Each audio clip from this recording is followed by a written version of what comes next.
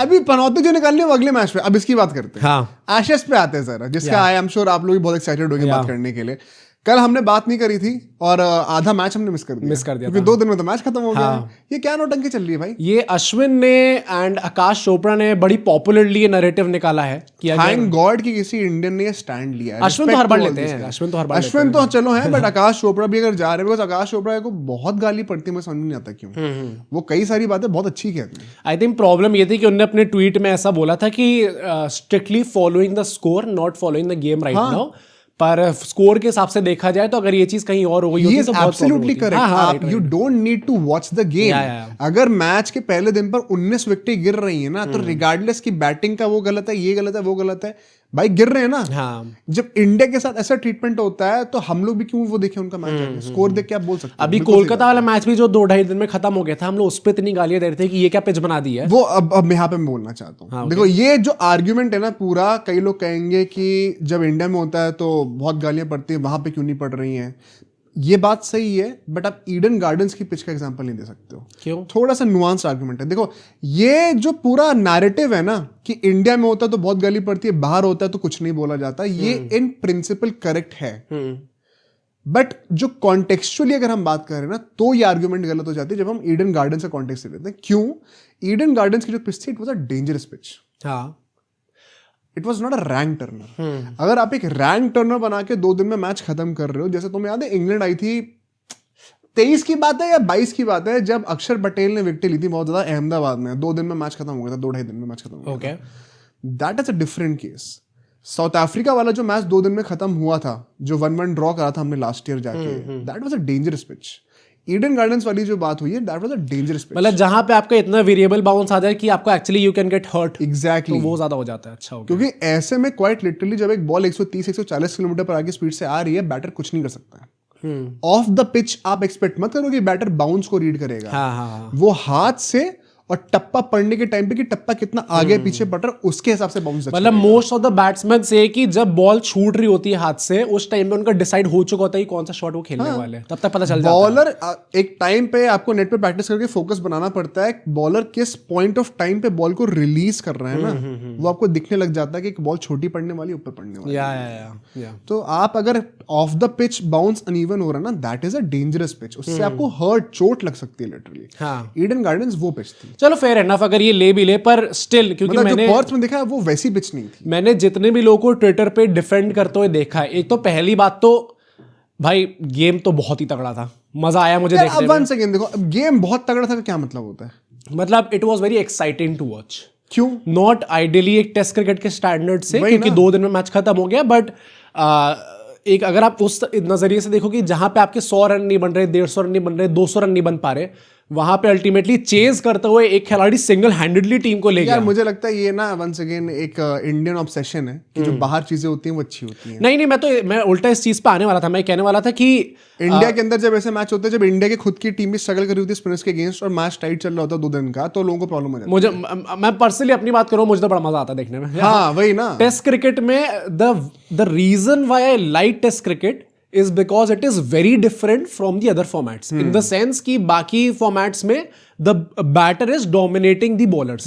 Bowlers try करो तो कि हम कितना कम पिटे, हम लोग किस तरीके से बच जाए, और यहाँ पर डिट्टो उल्टा आता है। तो जब वो महारथी खिलाड़ी जो होते हैं वो दिखते हैं ना कि बॉलर बचने की कोशिश कर रहे हैं, कितने समय के लिए हम टिक सकते हैं, हाँ, या फिर मुंह पे लग रही है, छाती पे लग रही है, पर उसके बाद भी टिके हुए हैं, तो वो जो आइडिया होता है वो बहुत एक्साइटिंग बनाता है टेस्ट क्रिकेट को। पर स्पेसिफिकली अगर मैं इस मैच की बात करूं तो मुझे पसंद इसलिए आया क्योंकि ओवरऑल जो वाइब बन गई थी।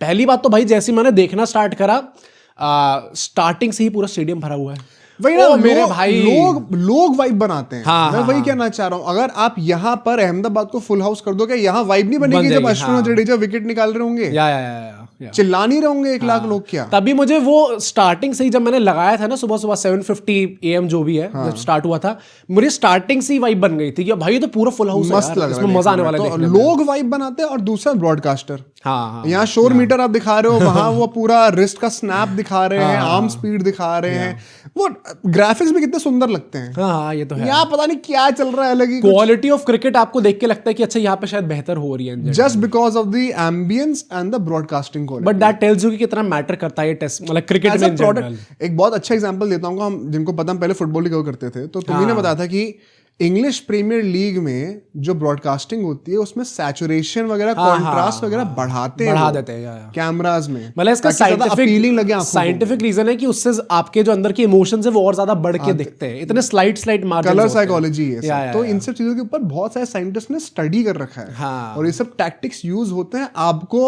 इंटाइस करने के लिए कि आप देर तक एक मैच देखो, पूरा कंप्लीट करो। सैचुरेशन हमने इसका भी काफी अच्छा कर रखा है वीडियो का, थोड़ा बढ़ा दूं क्या? लोग थोड़ा कम सब्सक्राइब कर रहे हैं। इंटाइस होके शायद आप लोग भी सब्सक्राइब कर दोगे। सैचुरेशन का थोड़ा बढ़ा देते हैं, बेहतर हो जाए, तो होठ पूरे लाल ना हो जाए, लिपस्टिक लगा के आए हम लोग, बाद में पूरी लाइट की चमक ना आ जाए पूरी अच्छे से, तब तो शायद वो मानेंगे नहीं। पर इन जनरल में वही कह रहा हूँ कि एज अ पैकेज आप देखो तो एशेज आपको देख के लगता है हाँ ये बड़ी सीरीज हो रही है। हाँ 100%। प्लस ओवरऑल इन ट्विटर पे जो नैरेटिव बना हुआ था, मैं यही कहने वाला था कि मैंने काफी लोगों को डिफेंड करते हुए ये चीज बोलते हुए सुना कि ये जो अश्विन ने नैरेटिव चलाया या फिर ये जो चीज़ उन्होंने कमेंट करी है ये सच नहीं है, क्योंकि आप देखोगे तो भारत में जो पिचेस होती हैं वो पहले दिन पे चलो आपने टर्नर बना दिया और फिर प्रोग्रेसिवली गंदी होती जाती हैं पिचेस।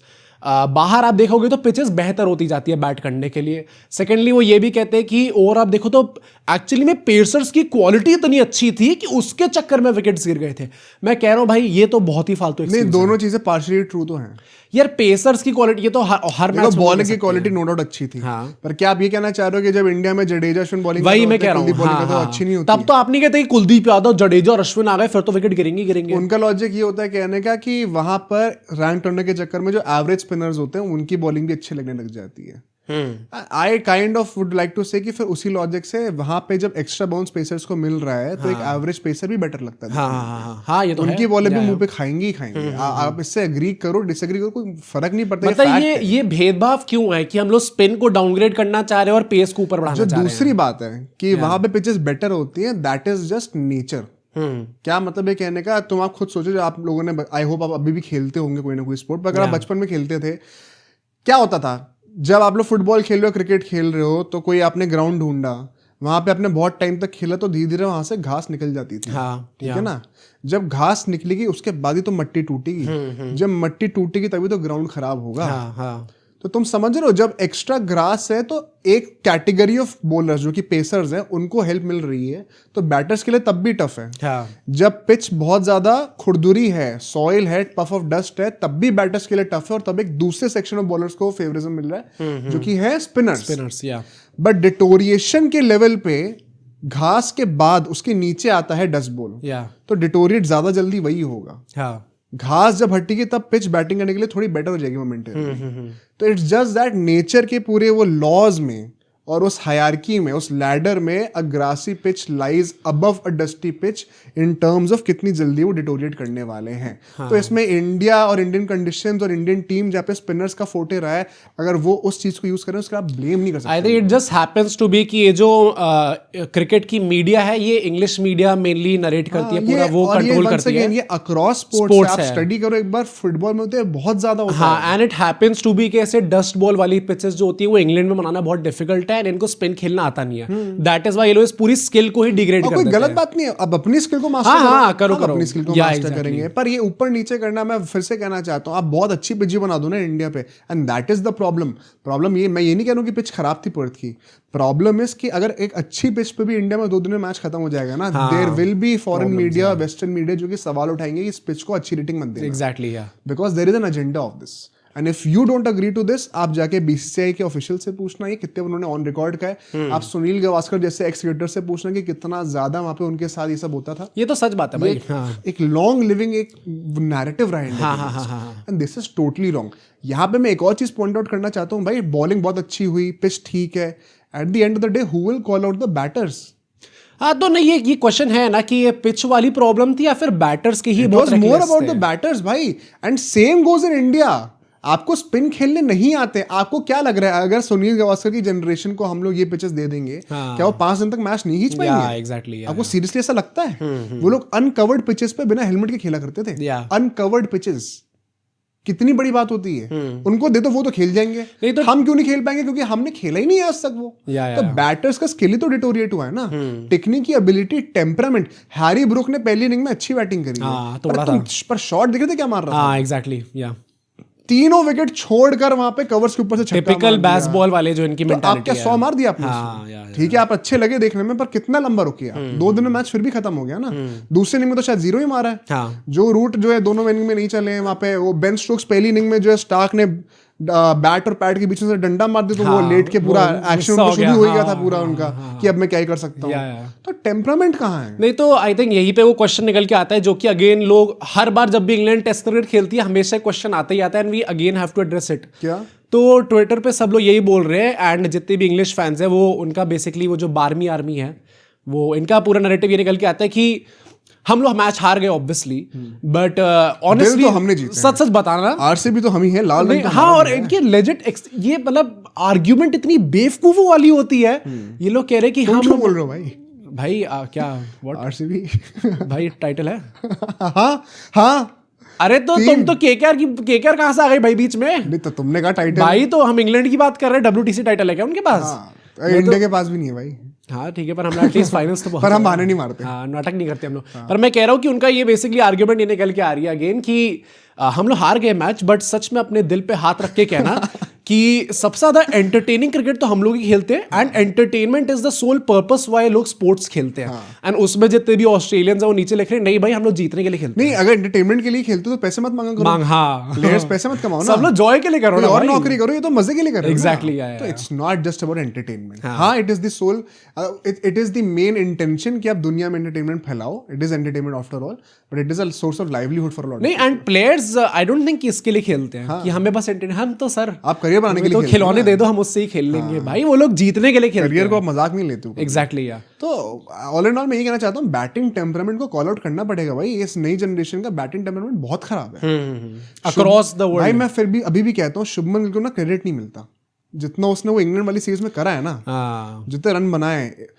भाई, पार्टा विकेट सबके लिए थी। It is purely on the basis of temperament Exactly, की yeah. गिल ने वो 700-800 रन खींच दिए, बाकी लोग 500 पे रुके। मैं तो वो एजबैस्टन वाली भी कहता हूँ जो कि उसने 249 जितने भी बनाए थे उसने 269 something 269 भाई मतलब ये था कि विकेट कंपैरेटिवली इजियर थी बैट करने को, बट वहां पे आप कितने टाइम तक फोकस रह के रेजिलियंट रह के कितना लंबा खींच सकते हो इनिंग्स को, वो उसने करके दिखा दिया। बट लास्टली 2 बंदों की बातें करना चाहता हूँ। एक तो हमारे मिचेल स्टार्क साहब, भाई वो 35 साल की उम्र में भाई लॉन्जेविटी की बात करनी है ना अगर। I was having a conversation yesterday, हाँ बुमराह और स्टार्क ओवरऑल करियर नहीं, किसका नहीं, बेहतर है? अभी तो डिबेट ही नहीं है। तुम्हें क्या लगता है जब तक बुमराह करियर खत्म होगा तब तक टॉप पे कौन होगा? लाइकलीहुड स्टार्क का ज्यादा है भाई क्योंकि बुमराह का कितना खेलेंगे दिस इज अ जेन्युइन, मतलब मैं कोई क्वालिटी पे सवाल नहीं उठा रहा हूँ, बट एक्चुअली में, और मैंने अपने दोस्त को भी आर्गुमेंट दिया था, वो बुमराह ही काफी साइड ले रहा था। मैं बुमराह हिटर नहीं हूँ भाई, मैं पहले बता दूं आप लोगों को।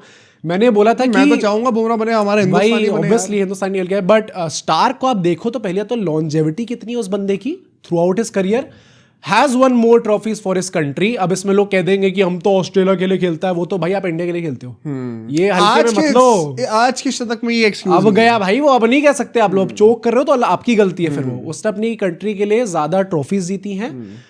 T20s में आई कैन स्टिल कंसिडर कि बुमराह का शायद बेहतर रिकॉर्ड रहा है ओवरऑल, बट अगर आप भाई ये कह सकते हैं वर्ल्ड कप तो उससे भी जिता दिया बुमराह ने। मैं कुछ नहीं बोलूंगा अभी, रुक जाओ। पर मैं ओवरऑल अगर करियर की बात करूं एज ऑफ नाउ या फिर जब तक खत्म भी होगा, बुमराह जो है स्टार जो है इस टाइम पे भी मैचेस खेलता है। बुमराह भी अपने प्राइम में यार है। फिटनेस देखो, पता है मैं भाई। स्टार्ट देख रहा था, स्टार्क ने पहले दिन पे 6 लगातार ओवर ऐसे डाले, 36 बॉलें डाले, जिसमें एक भी बॉल 140 की एमपीएच से कम की नहीं थी।